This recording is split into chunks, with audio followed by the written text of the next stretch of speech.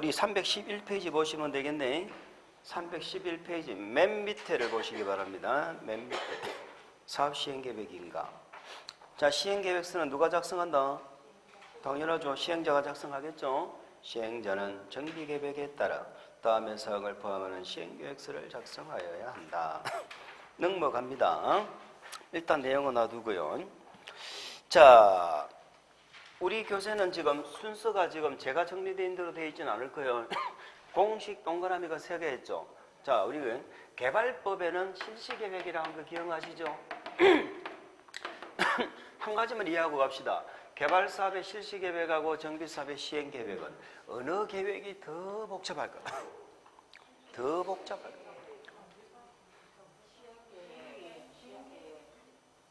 당연하죠. 당연한 거잖아. 이게 당연히 복잡하지. 얘는 시작이 어디서부터 시작해?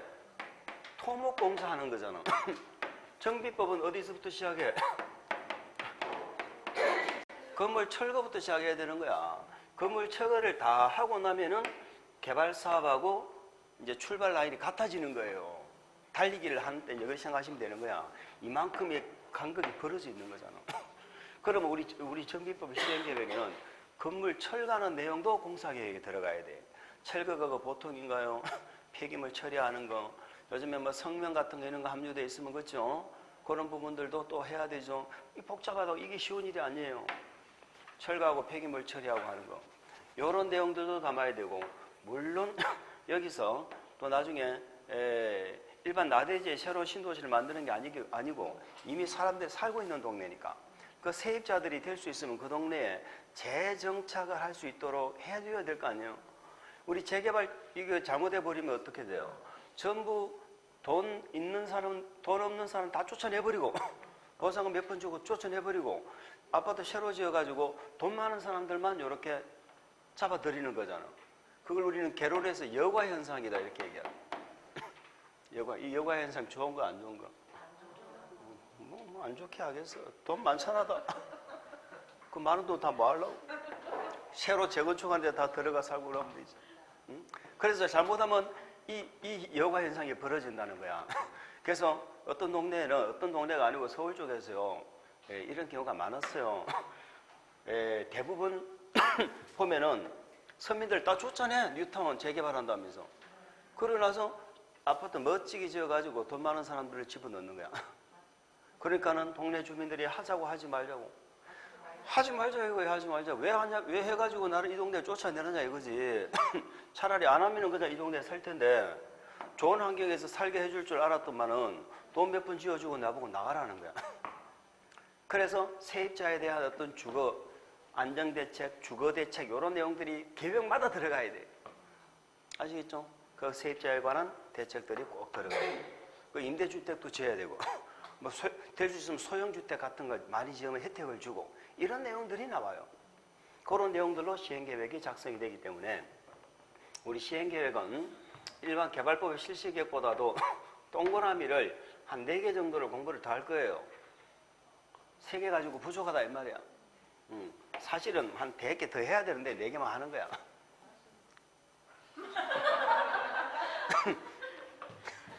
얼마나 고맙겠어. 5개 했는데 4개만 하는 거. 그래서 요 4개는 지금 나와도 얘기를 안 할 거다 이 말이에요. 공식으로 3개만 얘기할 거다 그런 얘기예요. 그래서 조합원 등의 동의가 나오죠. 그거는 지금 넘어가고 오른쪽 페이지 보세요. 시행계획이 인가죠. 사업 시행자 괄호밖에 시행자 괄호밖에 두 번째 줄이죠.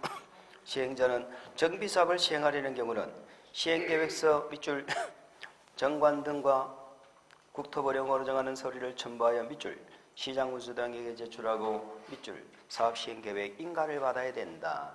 자, 시행계획은 누구한테? 시장군수 등에게 뭐를 받아요? 인가 이렇게 기억합니다. 한 줄만 읽고 계속 더 읽어볼까요? 인가받은 사항을 변경 동그라미. 우리 공법의 변경은 무슨 행위? 새로운 행위. 중지 동그라미. 폐지 동그라미. 그럼 여기 변경, 중지, 폐지가 전부 새로운 행위라는 겁니다. 그러니까 뭔가를 변경뿐만이 아니고 중지를 하려고 해도 인가 다시 받으라는 거야. 폐지하려고 해도 다시 인가 받으라는 거야. 아시겠죠? 뭐 경미한 건 놔두고요. 넘어가게 했습니다. 첫 번째 동그라미 보신 거고 자, 두 번째 동그라미는 우리 교재에 어디 있느냐면은요.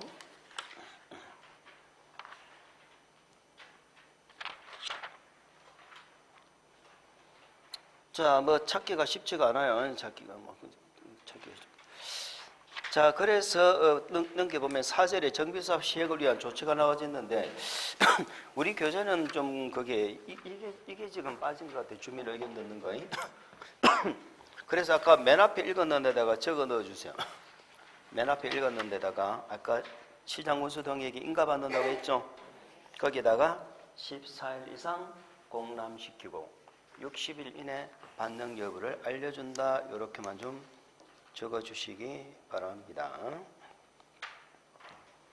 자, 나머지 동그라미 4개에 해당하는 건 다음에 공부하실 거기 때문에 지금 안 보셔도 돼요. 자, 그런데 우리 지금 공사계획에 나오면 그 고시효과라서 수용하죠. 수용하는 내용이 우리 교재는 어디에 나오느냐면은 319페이지에 나옵니다. 319페이지 맨 밑에 보면은 토지 등의 수용 사용이 나오죠. 그걸 보실게요. 자, 의의를 적어놨는데 읽어보시겠습니다. 시행자는 수용 사용은 누가 하는 거죠? 시행자가 하는 거죠. 319페이지 빨리 찾으세요. 맨 밑에. 시행자는 정비구역의 정비사업 가로 밖으로 갑니다.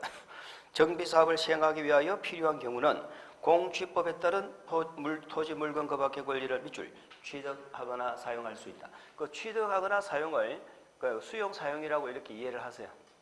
수용 사용. 예전에는 수용 사용이라 되어 있었는데 수용을 취득으로 바꿨어요. 그 취득하는 방법이 수용만 있는 게 아니거든. 우리 재건축 같은 경우는 수용을 인정 안 해요, 사실상. 아시겠죠? 재건축은 공익사업이도 아니다. 공익성이 없거든. 수용을 사실상 인정하지 않기 때문에 수용이라는 표현을 한 건 아니고 어쨌든 우리는 그냥 수용 사용으로 이해를 하시기 바랍니다. 그럼 방금 읽은 그 지문은, 그 조문은 우리가 기억할 거 없어. 시행자는 수용 사용할 수 있다는 거야. 그런데 수용 사용을 할 수 있다는 거 이미 알고 있죠? 그러니까 그건 그 중요한 게 아니에요. 그럼 뭐가 중요하냐? 첫 번째 줄 넘기지 마시고 넘기지 말고 첫 번째 줄 괄호 있죠? 역시 거기도 재건축이 중요합니다. 재건축 동그라미 치세요. 재건축 사업의 경우는 천재지변 밑줄. 사용제한 사용금지까지 밑줄 한번 줘볼까요? 앞으로 천재지변이 나오면 이 문장이 계속 나올 겁니다. 자, 우리 정비법에는 천재지변이 너무너무 많이 나와. 뭐 다 배울 필요도 없어. 우리 개발법에는 천재지변이 몇 번 나와? 한 번밖에 안 나오죠. 근데 정비법은 천재지변하면 다 맞다라고 생각하시면 돼요. 뭐 그래도 또 무조건 맞다 하지 말고 또 알 건 좀 알아야지. 재개발은 본래 공익사업이니까 수용할 수 있죠. 근데 재건축은 공익성이 없으니까 천재지변 등이 있을 때만 수용할 수 있다고. 아시겠죠? 천재지변 등이 있을 때만. 그래서 등 맨 끝에 긴급하게 정비사업을 시행할 필요가 있다고 인정하는 때에 해당하는 사업으로 한정한다 라는 말은 천재지변 등 긴급한 사유가 있을 때만 재건축은 수용을 인정한다. 그러면 재건축은 원칙은 수용을 인정한다, 안 한다? 안 한다는 거죠. 그러면 재건축은 원칙은 뭐를 인정할까? 그렇죠. 매도 청구라는 걸 인정합니다. 재건축은 수용이 아니고 매도 청구라는 걸 인정하는 거예요. 천재지변 등이 있으면은 수용을 할 수가 있고. 근데 우리가 다음에 공부하면요. 천재지변이 있잖아요. 그럼 재개발, 재건축을 그때는 조합이 하는 게 아니고 시장군수 등이 해. 실질적으로 재건축 조합이 수용하는 경우는 없어. 그러면 재개발 조합은 수용할 수 있다, 없다? 재개발 조합은 수용한다, 안 한다? 한다. 재건축만 그렇다니까 지금. 천재지변 등이 있을 때만 수용을 인정하는 건 재건축만 그렇다고. 재개발은 본래 공익사업이기 때문에 수용합니다. 우리 도시개발조합은 수용한다, 안 한다? 도시개발조합은 수용해야 안 해? 개발조합은 정부를 환지할 때만 한다고 그랬잖아. 개발법에는 조합이 수용 방식에 안 나온다고 그랬잖아. 아시겠죠? 그러면 그랬지 이렇게 해야 돼. 기분 나빠 이래야 돼. 그렇지. 그게 중요한 거라니까. 넘겨보세요. 정비구역에서 정비사업 시행을 위한 토지 건축물 소유권과 그 밖의 권리에 관한 수용, 사용은 이 법에 규정된 것을 제외하고는 공지법 준용한다. 요거는 이제 안 읽어드려도 아시겠죠? 수용, 사용할 때는 이 법에 없는 건 무슨 법 준용? 공지법. 다만 되는데요. 요 단서 조항이 의미가 있는 규정이긴 한데 우리 시험을 한 번도 안 물어봤어. 요게 용산 사태가 있고 나서 요게 신설된 조문이거든요. 다만 정비사업 시행에 따른 밑줄 한번 볼까? 정비사업 시행에 따른 손실보상 기준 절차. 그 손실보상에 동그라미 쳐보세요. 요거는 뭘로? 대통령령으로 정할 수 있다. 이렇게 돼 있죠. 자, 의미만 이해하고 넘어갑니다. 그러면 정비사업에 따른 손실보상입니다. 뭐 다른 개발사업이나 다른 사업에 따른 손실보상이 아니고 이 법에 따라서 뭔가가 보상을 할 때는 그 손실보상하는 절차는 공지법을 준용한다, 준용 안 하고 이 법에 대통령령으로 따로 정할 수 있다. 그 말이에요. 그러면 왜 이런 규정을 두고 있느냐? 우리가 법을 내 고객사업을 하면서 장사를 못하죠. 휴업을 하잖아요. 그럼 공직법에는 석 달치까지 이렇게 보상을 해준단 말이에요. 그런데 이 법에서는 대통령으로 따로 정할 수 있다 해가지고 넉 달치까지 주겠다 이런 의미예요. 그러면 누구를 위해서 만든 단서조항이다? 세입자. 아시겠죠? 세입자를 위해서 만든 단서조항인데 의미가 있는데 우리 시험에 물어본 적은 없어. 신설이 되고. 자, 그런 뜻이고 밑에 박스 밑으로 내려갑니다. 너무너무 눈에 익은 내용이죠. 1번, 2번.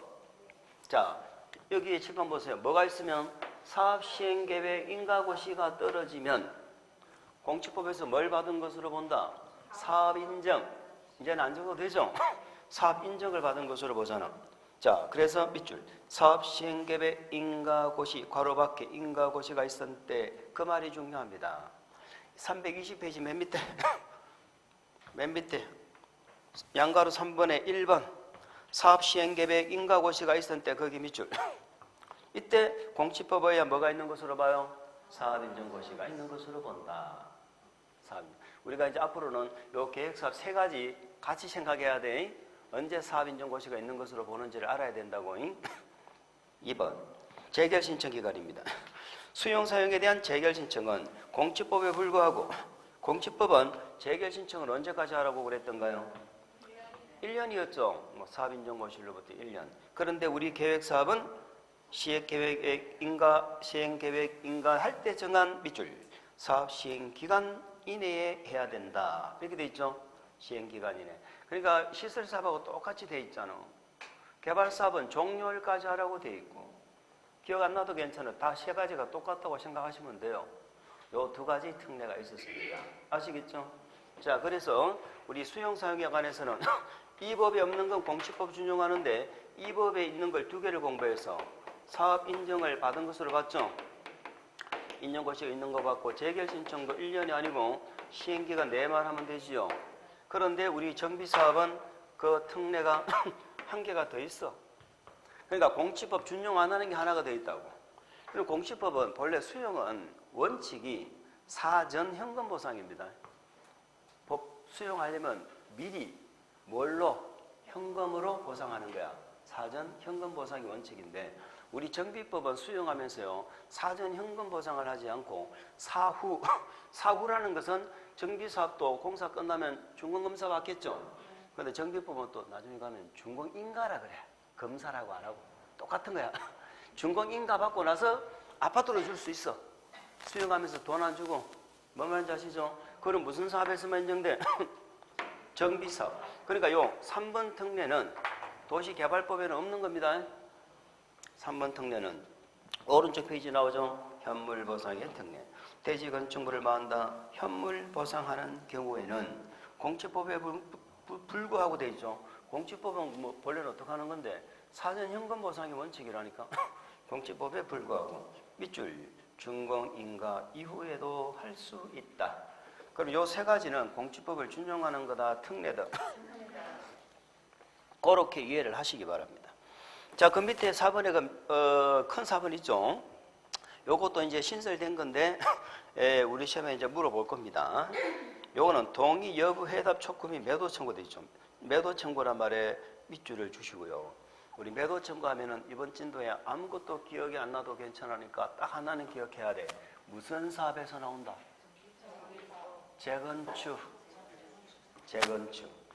다른 정비 사업은 수용한다니까. 재개발이나 주간경 개선 사업은 공익 사업이라서 수용하는데 321페이지 거기 있잖아. 큰 사업은 수용하는데 재건축은 수용권 인정하는 게 아니고 매도 청구를 인정한다는 거야. 제가 뭐라고 했어요? 매도 청구란 건 사법, 민법적인 차원에서 강제적으로 사는 방법이 매도 청구야. 우리 민법에서는 계약을 체결할 때 무슨 가격으로 계약을 체결해? 아니 우리 계약 체결할 때 민법에서 무슨 가격으로 계약 체결하냐고?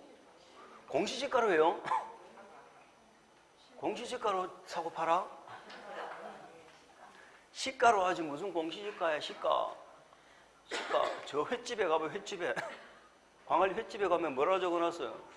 이거 뭐뭐는 시가로 하면 이렇게 적어놨잖아. 그럼 그걸 물어봐야 안 물어봐? 안 물어보지. 그럼 비싸다는 거잖아. 시가. 아시겠어요? 그러니까 우리 매도 청구, 민법 차원에서 강제적으로 사는 매도 청구는 시가로 강제적으로 산다는 거야. 응? 시가로. 그럼 이제 조합원한테 아까 조합 동의 안 한 조합원은 동의 안 한 사람은 조합원이 안 된다며. 그럼 나중에 조합이 집 팔고 나가 이렇게 한다니까. 집 팔고 나가 할 때 서로 협의가 되면 돼야 좋아요, 안 좋아? 우리 공법에 협의가 가장 우선이야. 얼마 줄게, 얼마 줄래 하게 협의가 되면 되는데 안 되잖아요. 그럼 이제 법적인 절차로 가는 거야. 그럼 재건축은 매도 청구 절차로 가는 거야. 매도 청구. 아시겠죠? 그 매도 청구를 어떻게 할 거냐? 이 매도 청구 자체가 이거 하나만 기억하세요. 내용 공부 안 할 거야. 매도 청구 자체가 집합건물법에 나오는 제도예요. 민법 시간에 공부하신다니까. 집합건물법. 근데 민법 시간에 공부 안 할 수도 있어. 근데 이 집합건물 나중에 건축법에도 가도 나오고 주택법에도 나와. 매도 청구 제도가 나오는데 거기 가면 다 뭐라고 적어놨느냐? 집합건물법을 준용한다라고 적어놨어. 그러니까 건축법, 주택법에서 매도 청구할 때는 그 법에서 적어놓은 거 없고요. 그냥 집합건물법 내용대로 매도 청구한다는 거예요. 그럼 집합건물법 우리 시험 범위다 아니다? 민법 범위지, 민법. 공법 문제에는 나와 안 나와? 안 나오지. 그런데 문제는 우리 정비법의 매도 청구 있죠. 요 놈은 집합건물법 준용 안 해요. 안 하고 정비법에 직접 적어놨어. 아시겠죠? 그래서 정비법의 재건축의 매도 청구는 정비법에서 직접 규정을 두고 있다 하는 게 건축법과 주택법 차이죠. 그거만 이해하시고 가면 됩니다. 근데 뭐 집합건물법 내용과 크게 뭐 차이가 나고 그러진 않아. 자, 매도 청구는 무슨 법에 나온다? 무슨 사업에서? 그것만 기억하시면 됩니다. 넘어갑니다. 그 다음에 큰 5번. 소형 주택 건설이 이것도 꽤 의미가 있는데요. 우리 시험에 중요한 건 신설되고 딱 한 번밖에 안 나왔어. 안 물어봐. 희한해요. 이거 지금 틀림없이 물어봐야 되거든. 지금 임대주택 굉장히 강조하고 있는 상태고 아직까지 우리 시험에 안 물어봐. 그리고 큰 6번, 큰 7번 이건 지금은 전혀 신경 쓰지 않아도 되는 내용입니다. 자, 327페이지로 바로 갑시다. 우리는 전체적인 흐름을 파악하는 게 중요한 거예요. 세 가지 사업의 흐름, 시행계획 인가받는 내용까지 보셨고, 자, 시행계획이 인가가 났어. 시행계획 인가가 나면은 사업이 확정이 되어졌죠. 확정이 되어지면 이제 공사를 해야 될 거 아닙니까? 우리 정비사업하고 환지방식하고 차이점. 자, 우리 정비사업이란 건 제가 지금 말하는 정비사업은 관리처분계획을 말합니다. 관리처분계획이라는 말은 환지 같으면은 토지 돌려주는 계획을 환지계획이라고 했죠. 환지계획. 여기는 아파트 돌려주는 계획을 관리처분계획이라고 합니다. 그러면 쉽게 우리 머릿속에는 분양계획이다 이렇게 생각하면 돼. 아시겠죠? 관리처분계획에 인가가 나야 공사에 들어가요. 이것도 환지방식하고 비교가 돼야 되는데 뭐 기억 안 나도 괜찮아요. 제가 환지방식 얘기를 가끔 해도 기억 안 나도 괜찮아. 환지방식은 토지 돌려주는 환지계획을 작성해서 이 계획에 인가가 나야 공사 들어가는 거고, 여기는 관리처분 인가가 나야 돼. 그럼 두 개가 사실상 같은 의미잖아요. 그런데 차이점이 뭐냐? 우리 환지 중에 평면한지가 있고 입체한지가 있었죠. 토지로 주는 평면한지가 있었고 아파트로 주는 입체한지가 있었잖아. 그 입체환지가 이놈하고 성격이 같아. 그러면 우리가 만약에 평면한지 말고 입체환지 한다 그러면 아무한테 환지를 아파트를 줍니까? 입체환지 신청을 받습니까? 신청했잖아. 전에는 토지 가진 자만 가능했는데 이제는 건물만 있어도 신청한다고 그랬죠. 그 똑같은 거야. 그럼 관리처분 계획도요. 얘처럼 신청을 받아. 신청을. 뭘 신청을 받아? 여기는 분양 신청 받는다고 그래. 분양 신청. 여기는 입체 환지 신청 받는다 그러고 똑같은 거거든. 똑같은 거잖아. 우리가 공법 공부는 뭐하고 똑같아? 티코를 가지고 운전을 배웠어. 그러면 그랜저에 앉으면 운전할 수 있어야 돼, 없어야 돼? 있어야 돼. 근데 소낙타하고 또 같은 법이 뭐가 있지? 차는 똑같은 차인데 나는 이 차는 할 수 있는데 이 차는 못해. 그거하고 똑같은 거야. 근데 실질적으로 초보 시절에는 그랬죠? 그랬잖아요. 초보 시절에는 똑같은 차라도 내 차, 내가 타던 차하고 남의 차하고 타면은 벌써 내 기분이 다르잖아. 나는 이걸 할 수 있다 없다가 그게 자신감인 거거든. 똑같은 거야. 얘는 아니라 지금 똑같은 얘기하고 있는데 똑같은 얘기하고 있는 거야. 얘는 입체한지 신청한다고 하고 얘는 분양 신청한다고 이 차이밖에 없어. 자, 이 분양 신청은 그러면 일반인들한테 받는 거예요? 조합원들한테 받는 거야? 조합원들한테 받는 거야. 조합원들한테 분양 신청을 받는 거야. 그럼 분양 신청 하는 자도 있고 안 하는 자도 있죠. 분양 신청하면은 관리처분 계획을 만들어서 아파트 주는 계획을 만들고 분양 신청 한 자한테는 그럼 끝까지 분양 신청 안 하면 어떻게 할까? 돈 줘서 내보내야지. 아까 했잖아. 집 팔고 나가. 이렇게 하는 거야. 집 팔고 나가 하는데 재건축은 매도 청구 방법으로 사고 재개발 같은 경우는 재개발은 수용하고. 그러니까 조합이 아파트를 사는 방법이 다르다는 거예요. 분양 신청 안 한 자에게 재개발 조합이 살 때는 수용 절차로 가서 사는 거고 재건축 조합이 살 때는 매도 청구 방법으로 산다. 그 차이만 있는 거야. 그러니까 분양 신청 안 한 자에게는 돈 줘서 내보내고 분양 신청한 자에게는 뭐하고 관리처분 계획을 작성해서 이렇게 아파트 주는 계획을 만들고. 자, 그럼 시행계획 인가 고시가 떨어졌죠. 사업이 확정됐잖아. 사업이 확정되어야 분양 신청 받을 수 있는 겁니다. 사업이 확정이 안 되면, 즉 뭐가 안 나면 시행계획 인가가 안 나면 분양 신청 받을 수 있어 없어? 없어요. 사업도 확정 안 됐는데. 그럼 시행계획 인가가 떨어지면 120일 이내에 우리한테 분양 신청하라고 개별 통지를 합니다. 분양 신청하라고 개별적으로 뭐하고 일간신문에 공고도 합니다. 일간신문에 공고도 한다. 지금처럼 지금 정부하고 참여정부 시절에는 재건축을 되게 규제를 했죠. 이런 시절에는 별로 재미가 없지만 그래도 한때는 우리가 재건축한다 그러면은 불행 끝 행복 시작이라는 그런 시절이 있었어요. 맞죠? 우리 아파트 재건축에 그런 불행 끝이야. 그런 시절이 있었다고. 그럼 개별적으로 통지하고 공고를 해줘야 되는데 만약 이 공고를 간보나 공보에 공고했다. 모르겠죠, 아무도? 어디다 해야 돼? 일간신문에 해야 돼. 일간신문에 공고해야 되는데 작년 시험 문제 이게 참 어이가 없다. 어이가 없는데 문제가 뭐냐면요. 책 한번 보세요. 327페이지. 자, 분양신청 통지 공고가 있는데 사업시행자는 밑줄 사업시행계획 인가고시가 있은 날 반드시 그게 나야 돼. 괄호 밖에 부터 며칠 120일 그 120일 숫자 그 이거 밑줄 긋습니다. 다음에 사항을 돼 있죠. 다음에 사항을 괄호로 한번 묶어볼까? 묶어보고 밑줄 토지 등 소유자에게 뭐 한다? 통지 동그라미 통지. 분양의 대상이 되는 대지 또는 건축물의 내역 등 돼 있죠. 대통령령. 자, 괄호 묶어버리세요. 분양 대상이 되는 대지 건축물 내역 등 대통령령이 정하는 사항 그걸 괄호로 묶어봐. 그리고 대통령령 밑줄 대통령령.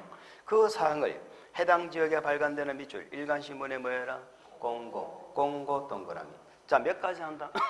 두 가지 하지. 개별 통지도 하고 뭐도 하고 공고도 하는데 우리 시험에 뭐라고 물어봤느냐? 일간 신문에 공고하는 내용이 아닌 것 이렇게 물어봤어. 아닌 거 물어봤어. 그리고 밑에 박스 있죠?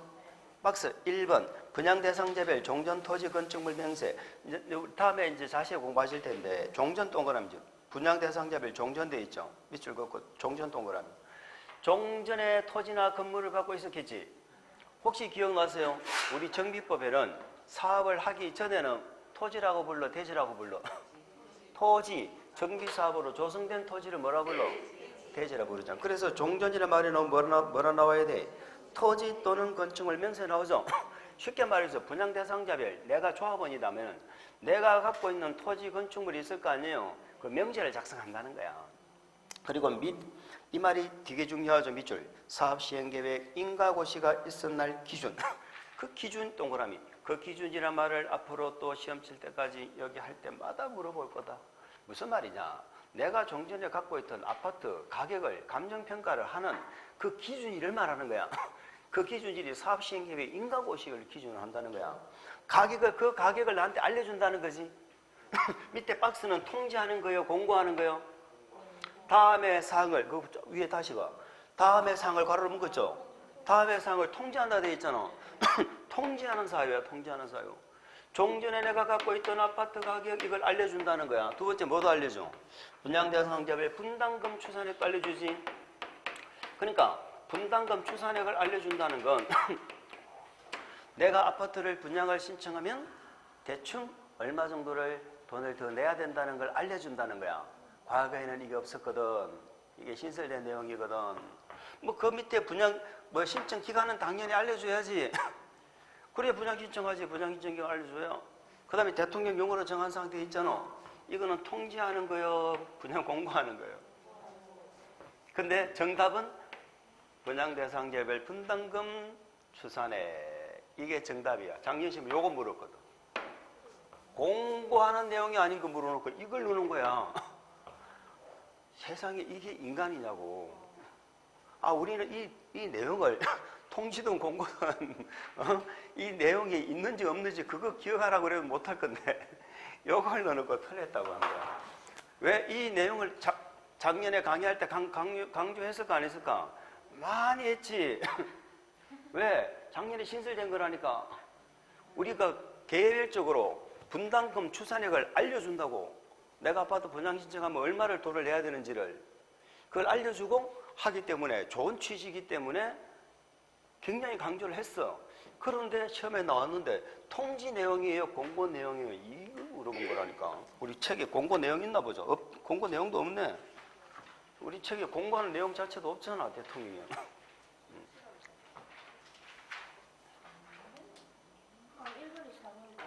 응? 아니 그 박스에 있는 내용은 개별 통지하는 내용이라고. 개별 통지하는 내용이고 일간신문의 공고 이렇게 생각하면 돼. 다음에 이제 볼 때는 제가 이제 그 말씀도 좀 설명드릴 텐데 지금 몰라도 돼. 개별 통지라는 건 개별적으로 알아야 될 내용을 쉽게 말해서 일간신문에 공고하는 건 개별적인 내용은 일간신문에 공고할 필요 없잖아. 개인적으로 분담금 내역을 내가 분담금 추산 내역을 뭐 한다 일간신문에 공고하냐고. 그런 얘기야. 의미는 있지만은 문제로서는 너무 지나치다 이런 얘기지. 그냥 너무 지나치다라고 그냥 우리 위로하고 넘어가자 이 말이야. 위로하고 넘어가자. 그러면 우리가 정비법이 만약 어렵게 나오면 6문제 중에 몇 문제 맞추면 돼? 3문제 맞추면 돼. 3문제. 3문제는 그냥 맞출 수 있는 문제 나온다니까. 포기만 안 하면 아무리 어려워도 됐어요. 더 이상 안 보셔도 됩니다. 자, 그 다음에 뭐 하느냐 한 장 넘겨봅시다. 분양 신청하는 거 다음에 보고, 그 다음에 관리처분 계획이 나오죠. 관리처분 계획, 의의를 적어놨는데, 의의는 그것은 법조문이 아니기 때문에 중요하진 않은데, 뭐라고 적어놨나 한번 볼까? 관리처분 계획은 사업 시행자가 사업을 시행하기 전에 작성하는 행정계획의 일종으로, 좋습니다. 사업 시행 전에 토지 건축물 소유자에게 시행 후에 건축된 건축물의 일부와 대지 지분권을 종전 토지 건축물 가액에 상하여 공급 이전하기 위한 구속적 계획이다. 자, 아무것도 기억 못 하셔도 되는데 우리는 나중에 아파트를 돌려주죠. 공사 끝나면 아파트를 돌려주는데 토지를 돌려주는 걸 뭐라고 하더라? 환지 처분이라고 했죠. 여기에 아파트 돌려주는 새 아파트의 소유권을 이전해 준다고 얘기합니다. 아시겠죠? 환지처분하는 방법이 뭐였어요? 소유권 이전은 무슨 내용대로 해야 돼? 관리처분계획에서 약속한 대로 해야지. 그래서 관리처분계획에 약속한 걸 분양받을 자들 있죠. 분양 대상자에게 그 내용을 개별적으로 통지해주죠. 통지해주고 또 이걸 공보에다가 고시를 해. 요거는 일간신문에 하는 거 아니에요? 아까 분양신청은 일간신문에 하지만 요거는 개발법은 관보, 공보 이렇게 나오는데 왜 정비법은 관보가 안 나와? 공보가 나와. 왜? 시장문수 등밖에 안 나와. 행정청이. 행정청이 시장문수 등밖에 안 나오기 때문에 공보야. 공보에 고시하면 언제? 다음 날에 소유권 취득하는 똑같죠? 환지 방식하고 똑같은 거예요. 형태는 똑같은 거야. 관리처분 계획대로 돌려주는 것이다. 그럼 우리가 지금 관리처분 계획을 공부하는데요. 자, 관리처분 계획도 뭘 받는다고? 인가받아. 환지 계획도 뭐 받았어? 인가받아. 누구한테 인가받을까? 시장군수 등. 근데 시장군수 등이라고 계속 대답을 못 하신다는 건 이건 뭔가가 문제가 있는 거야. 제가 예전에 이런 얘기 한 적이 있어요. 이렇게 시장군수 등을 지정권자를 계속 기억을 못하면요. 혹시 병원에 한번 가보세요. 병원에 한번 가봐. 병원에. 이거 내가 고칠 게 아니고 이거 어디서 고쳐야 돼. 그랬더니 모학원에서 그 원장님한테 일러 바쳐가지고 공부 선생님 공부 못한다고 병원 가라는데 나한테 전화가 왔어요. 그런 얘기 안 했으면 좋겠다고. 병원 가라는 얘기 안 했으면 좋겠다고. 그리고 100분이 앉아 계시면 한두 분은 틀림없이 외계인이 있어요. 지구 사람이 아니야. 내 앞에서는 좋다고 웃고 난리치고 막 해놓고는 돌아서 가가지고 아주 심각하게 얘기합니다. 그러면 모르는 사람 이야기 들을 때는 제가 얼마나 구박을 하는 줄 알겠어요. 공 못한다고 병원 가라 하고 막 이러고. 그 소리 듣고 내가 진짜 시장군선 인가를 받아야 돼. 또 나왔네. 계획이 나왔으니까 또 뭐 물어볼까? 그렇죠. 의견도 주민 의견 듣겠지. 공람합니다. 자, 이번 쯤도 기억 못 하셔도 돼요. 내가 첫날에 이런 얘기를 한 적이 있어요. 우리 공법에 공람 열람은요 다 14일인데요 30일이 정비법에서 2번 나와요. 정비법에서 30일이 2번 나와요. 이 얘기를 한 적이 있어. 그게 여기하고 정비계획이야. 정비계획은 절차를 안 받죠. 안 받기 때문에 우리가 안 받고, 여기는 공람기간이 14일이 아니고 30일이에요. 그래서 30일 2개 정비계획하고 요 2개 기억하실 거예요. 1년 동안에. 지금 그렇구나 하고 넘어가시면 돼. 자, 이렇게 해가지고 또 우리 관리처분 계획을 고시를 합니다. 이게 관리처분 계획의 고시가 떨어지면 효과가 뭐냐면 이때부터요 건물 철거가 들어가요. 건물 철거가 들어가. 환지 계획 인가가 떨어졌어. 그럼 이때부터 뭐예요? 공사 들어가. 여기서 공사는 뭔데? 환지 방식의 공사는 토목공사잖아요. 여기서 공사는 뭐예요? 철거하는 거예요. 그래서 관리처분계획 인가 효과가 뭐예요? 그러면 그때부터 기존 건축물 철거가 가능합니다. 이런 얘기예요. 아시겠죠? 그럼 관리처분계획 인가가 떨어지면 그때부터 본격적으로 이주가 시작되는 거야. 본격적으로 이주가 시작되고 이주를 해야 철거를 하지. 그 시점이 관리처분계획 인가입니다. 자, 그러면 철거를 해버려요. 그러면 건물 철거하면 사용할 수 있어요? 없어요? 없어. 환지 방식은 환지 인가 떨어져 공사 들어가. 토지 소유자나 임차권자 등의 사용수익권이 없어질까? 여전히 사용수익권이 있을까? 여전히 있어. 여기는. 그래서 예정지란 걸 지정해줘서 보내줬어. 근데 여기는 사용수익을 할 수가 없어. 안 돼요. 재개발, 재건축할 때는 사용수익이 안 돼요. 금지되는 거예요. 근데 여기에 대해서 예외가 있어. 우리 시험은 이제 요 예외가 중요한데 무슨 말이냐면 언제부터 철거하는 거다? 관리처분 계획 인가가 나고 나서 철거하는 거죠. 그런데 예외란 얘기는 관리처분 계획 인가가 나기 전에 철거하는 경우가 있다는 거야. 아시겠죠? 그게 예외고. 자, 관리처분 계획 인가 고시가 떨어지면 이제 사용 못하죠. 사용 못하는데 사용할 수 있다가 예외야.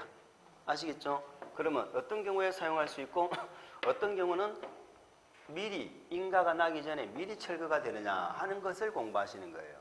자, 세 번째 효과가 뭐냐면 세 번째 효과는 관리처분 계획 인가가 딱 떨어지면요 본격적으로 이주가 시작되죠. 근데 우리는 민법, 주택임대차보호법, 상가건물 임대차보호법 이런 법에 의해 가지고 최단 존속기간이 정해진 게 있죠. 최단 존속기간 있잖아요.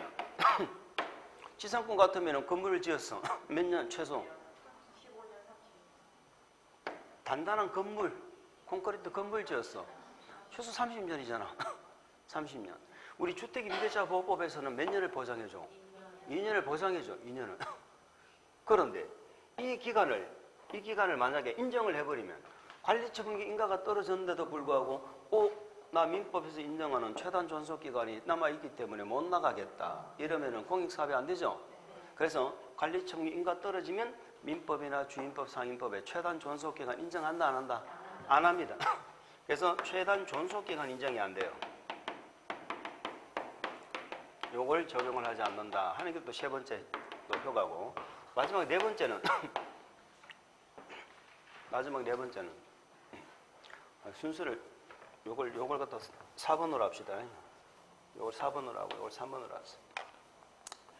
자, 세 번째는 뭐냐면은 우리 환지 방식에서 공부하시는데 뭘 하시느냐면 환지 방식은 예정지란 걸 정해주게 되면 예정지를 가서 사용했죠.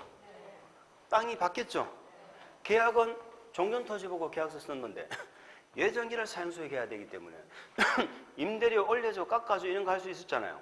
임대료 증감 청구할 수 있었는데 정비사업은 사용수익을 할 수가 없죠. 그럼 사용수익을 못하면 계약을 깰 수 있어야 되잖아. 계약을 깨서 사용수익에 지장이 없는 경우라면 상관이 없는데 예외적으로 사용수익을 못하게 되면 계약을 해지할 수 있다. 자, 환지 방식하고 차이점은 환지 방식은 임대료 조정도 가능했는데 여기는 사용할 수 없기 때문에 임대료 조정 이런 게 나올 수가 없지. 뭐 사용 못하는데 뭔 임대료를 올려주고 깎아줘. 그래서 계약 자체를 뭐 해버릴 수 있다? 해지를 해버릴 수 있다 하는 요 네 가지 정도의 어떤 효과가 여기서 나옵니다. 그래서 관리처분 계획의 효과.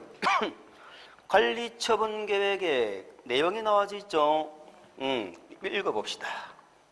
시행자는 밑줄 한 거 보고요. 분양 신청 기간이 종료된 때. 자, 관리처분 계획은 분양 계획이니까 언제 만들어야 돼? 분양 신청 기간이 끝나야지.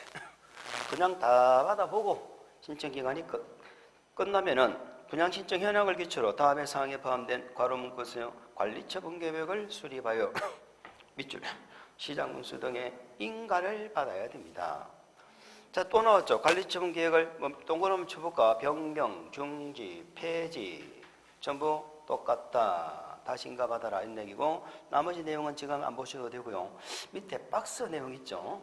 관리처분 계획의 내용이 나오는데 요 내용을 또 조금 한번 우리가 확인해 볼 필요가 있어요. 자, 내용 중에 1번 분양 설계라고 나와 있죠. 밑줄 긋습니다. 환지 계획은 환지 설계한다 이렇게 했었는데 혹시 기억나세요? 환지 종전토지 대신에 새 토지로 두는 설계도가 있었어.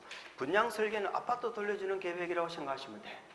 이제는 분양 설계가 이루어졌다는 얘기는 동호수가 배정이 된 거야. 아파트 동호수가. 그럼 여기서 중요한 건 분양 설계는 밑줄 분양 신청 기간이 만료된 날을 기준으로 한다는 거. 기준 동그라미, 분 동그라미, 만료 동그라미, 기준 동그라미. 이걸 우리는 앞으로 분분이라고 외울 겁니다. 분양 설계는 언제 한다? 분분. 분양 설계는 분분이다. 분양 신청 기간이 끝난 날이죠. 만료된 날을 기준으로 분양 설계한다. 아시겠어요? 그거 하나. 자, 기준이란 말을 앞에서 하나 들어보시는데 이제 앞으로 이제 귀에 못이 박혀 들을 겁니다. 밑줄만 걸으면 되고. 두 번째 분양 대상자 나오죠. 분양 대상자 밑줄. 자, 관리처분 계획은 아파트 분양 계획인데 분양 대상자가 누군지가 안 나오면 되겠어요, 안 되겠어요? 안 되지. 분양 대상자가 당연히 들어가야지. 그 분양 대상자에 뭐가 들어가? 주소, 성명. 분양 대상자 주소, 성명이 들어갑니다.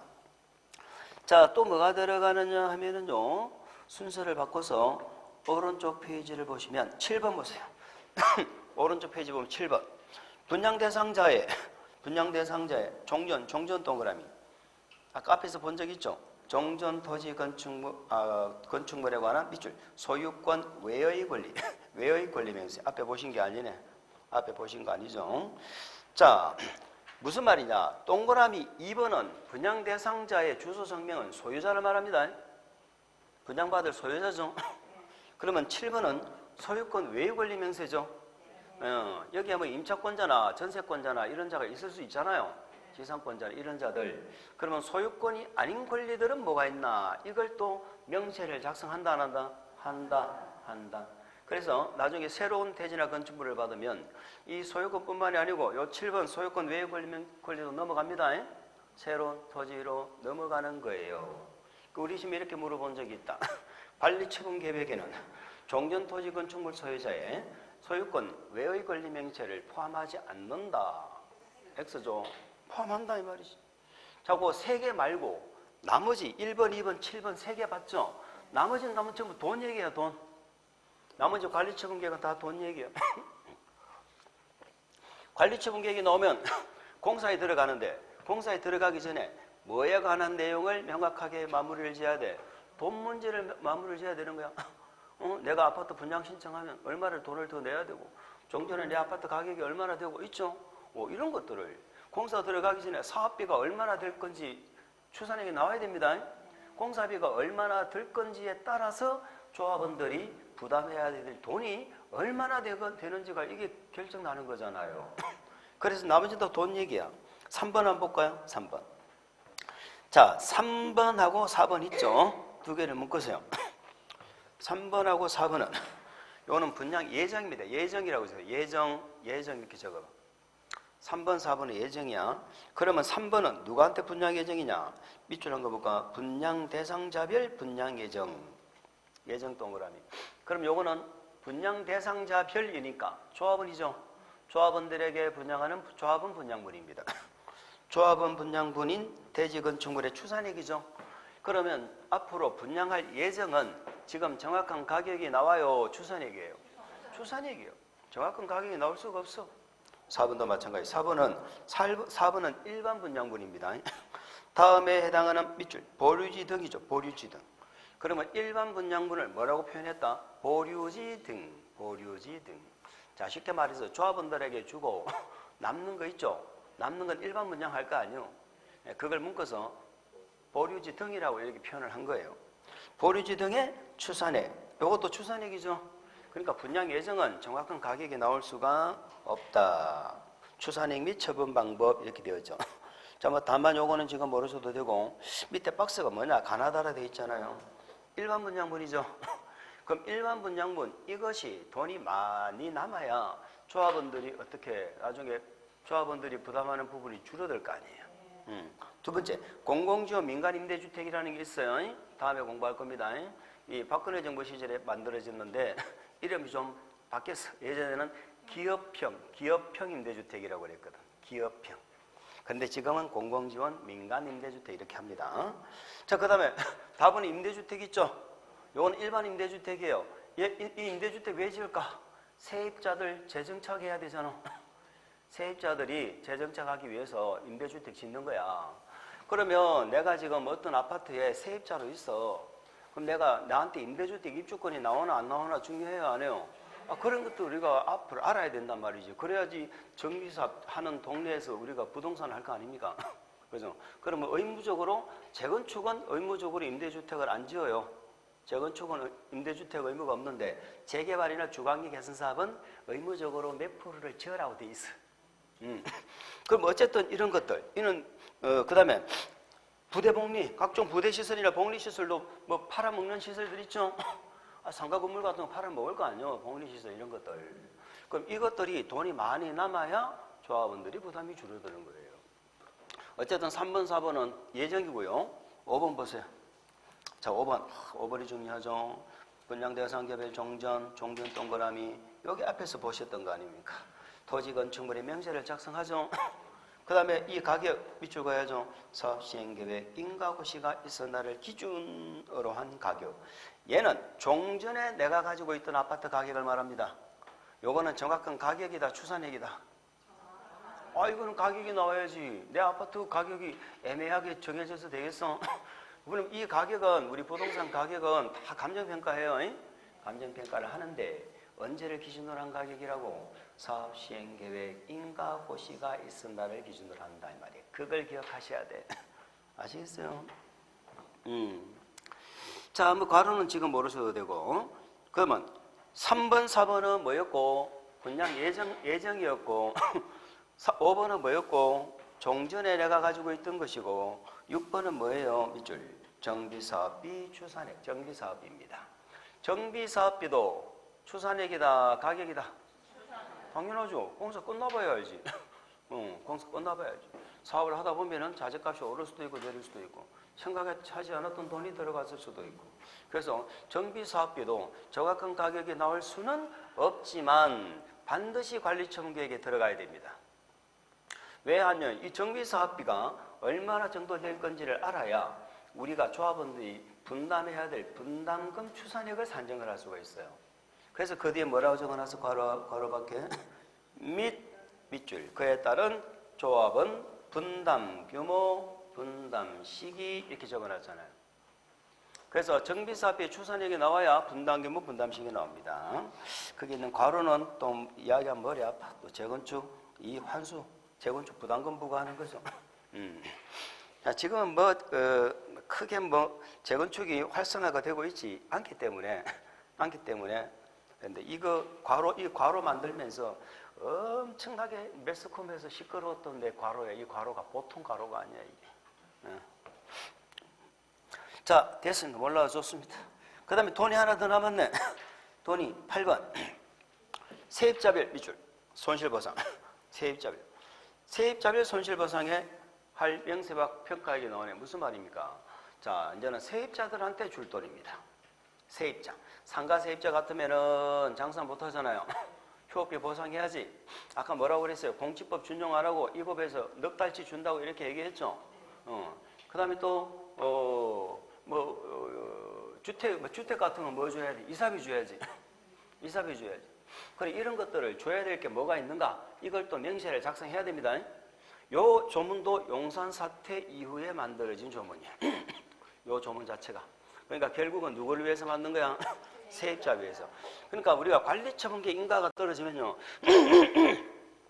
철거 들어가고 그때부터 사용하지 말라고 그랬거든. 사용하지 말라고 그랬는데 예전 같으면은 세입자들한테 보상금 안 줘도 이사비 안 줘도 나가야 돼. 관리처분계획이 고시가 떨어지면 무조건 일단 이사를 가야 된다고. 그리고 나중에 조합측하고 막 싸우는 거야.